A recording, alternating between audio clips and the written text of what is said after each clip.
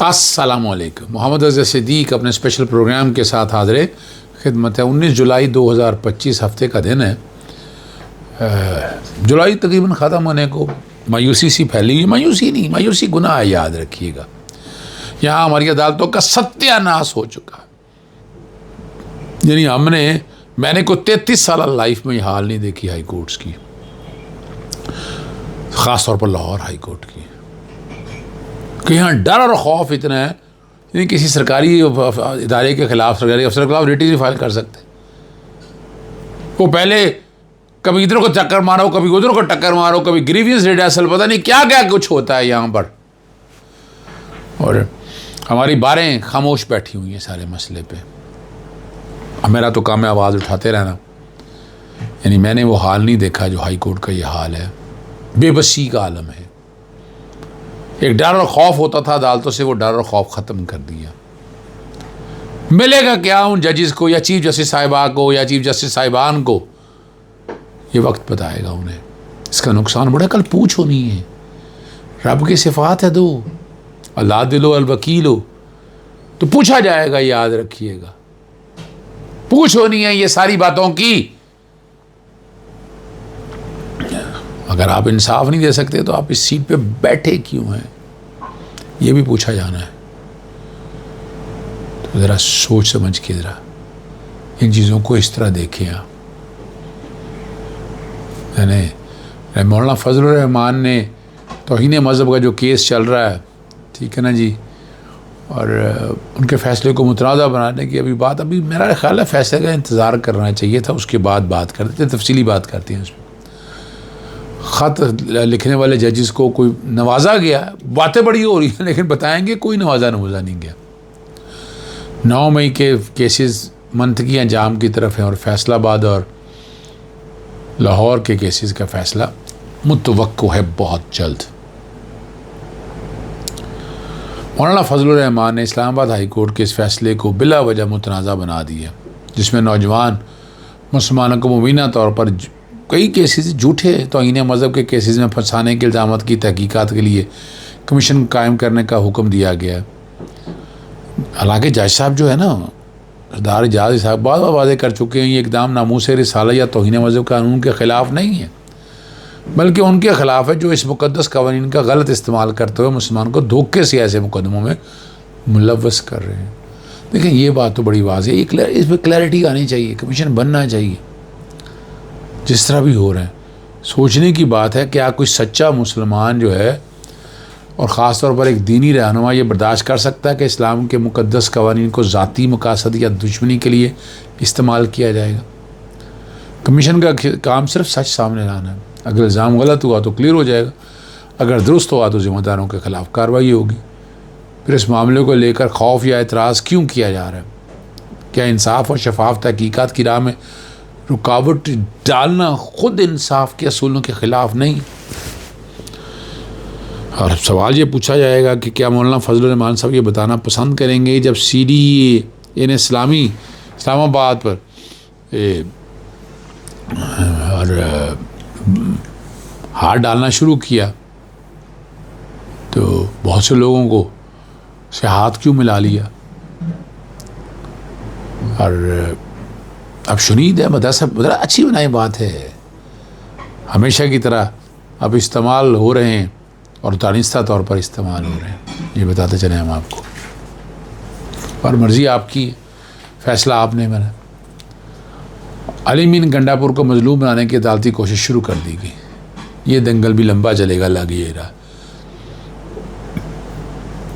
Peshawar high court से हवासी ज़मानत का ऑर्डर जमा कराने के बाद वज़ीर आला खैबर पख्तूनख्वा अली मीन गंडापुर के शराब और असला बरामदगी केस में अदम पेशी पर सेशन अदालत इस्लामाबाद एक बार फिर वारंट गिरफ्तारी जारी कर दी है।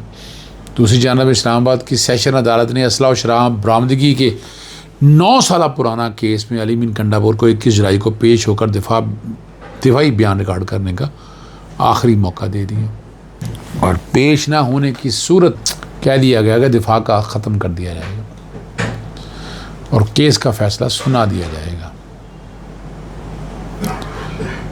Chief justice Islamabad high court justice Sarfaraz Dogar के मुस्तकिल चीफ जस्टिस बनने के बाद जो है वहाँ बड़ी हलचल हुई। जो ख़त लिखने वाले जजेस थे, जो बहुत पहले, अभी तो इस्लामाबाद में हलचल ही कोई नहीं हुई थी, और लेकिन उनमें जजेस जो हैं जस्टिस मोहसिन अख्तर कियानी और दूसरे जजेस को चंद लेकिन गैर अहम जिम्मेदारियाँ दे दी गई, जो कि उनके तजर्बे के मुताबिक बज़ाहिर नहीं है। लोग कहते हैं ये बात। 4 अहम कमेटियाँ तश्कील दी हैं, जैसे सरदार तारक जहांगीरी और जस्टिस सरदार एजाज इसाक और मुस्तकिल लाइब्रेरी कमेटी तश्कील दी है। जस्टिस मोहसिन अख्तर कियानी और जस्टिस समन ने फतवा मुश्तमिल लॉ क्लर्क्स रिक्रूटमेंट कमेटी तश्कील दी है।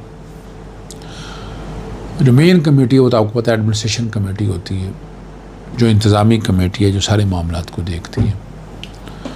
और डाउन न्यास की रिपोर्ट के मुताबिक वज़ीर दाखिला मोहसिन नकवी ने इंकशाफ किया है कि हुकूमत वज़ारत दाखिला के सिविल आर्म्ड फोर्सेस विंग की क़यादत के लिए किसी हाजिर सर्विस या ये जो बता रही है रिटायर्ड फ़ौजी अफसर को तैनात करने पर संजीदगी से गौर कर रही है।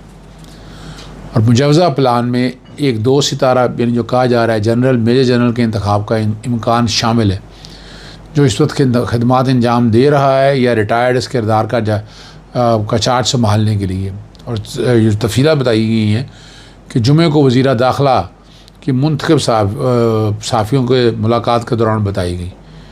मोहसिन नकवी ने वजाहत की कि सिविल आर्म फोर्सेस बशमूल frontier corps, rangers, Pakistan coast guard, Gilgit Baltistan scouts और 9 तश्कील जो है फेडरल कांस्टेबलरी वजारत के इंतज़ामी तो और बात है, इंतज़ामी कंट्रोल में ये अफवाज पहले ही पाकिस्तान बारे में दहशतगर्दी और इंसदादे बगावत के ख़िलाफ़ अहम कार्यों में शामिल हैं। क्या सिविलियन के भी अच्छा उधर रहने दिया जाएगा या चले वो ले रहे हैं जैसे भी ले रहे हैं। और लग यही रहा है कि हर जगह जो है ना सारे ये विराजमान हो जाएंगे। लाहौर और फैसलाबाद मैं ज़िक्र कर चुका हूँ कि 9 मई के मुकदमात आइंदा 3-4 रोज़ यानी अगले हफ्ते में मुतवक्को हैं। और उस जब वो सज़ाएँ सुनाई जाएंगी फिर नाअहली का अमल शुरू हो जाएगा। इसके बाद गुजरांवाला केस की तर्ज पर यह मामला आला अदालतों में चले जाएंगे और जहाँ अपीलें जो है ना एक तवील अरसे तक इल्तवा का शिकार रहेंगी। 9 मई का मुकदमा अब अपने हतमी मराइल में दाखिल हो चुके हैं।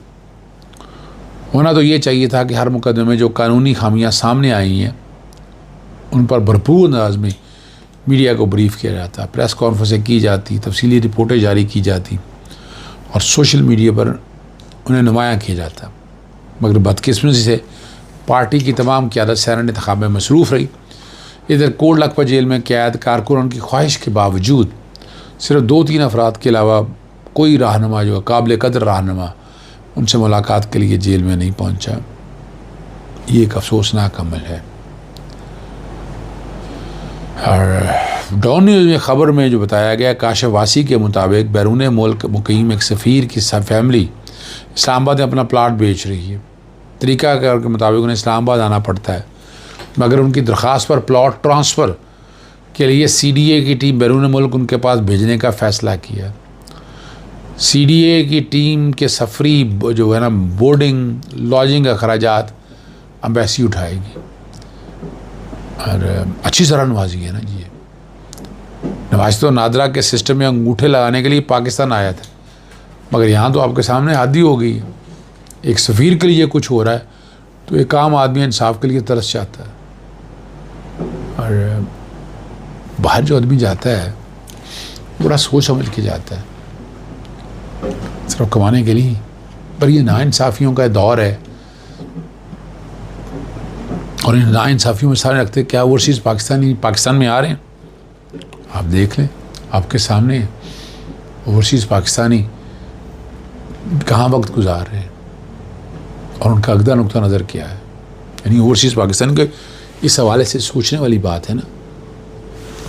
ओवरसीज़ पाकिस्तान की स्टेक पाकिस्तान के अंदर हैं, वो पाकिस्तान में बहुत कुछ करना चाहते हैं। उन्होंने बहुत सी खदमात हैं उनकी, वो जिनको क्या क्या कहेंगे आप। लेकिन अल्लाह करे कि ये चीज़ें कुछ आगे की तरफ जाएं और कुछ बेहतरी की तरफ सिस्टम नज़र आए तो फिर बहुत बेहतरी की तरह चीज़ें हो जाएंगी। इजाज़त चाहता हूँ। अस्सलाम वालेकुम। अल्लाह हाफ़िज़। पाकिस्तान जिंदाबाद।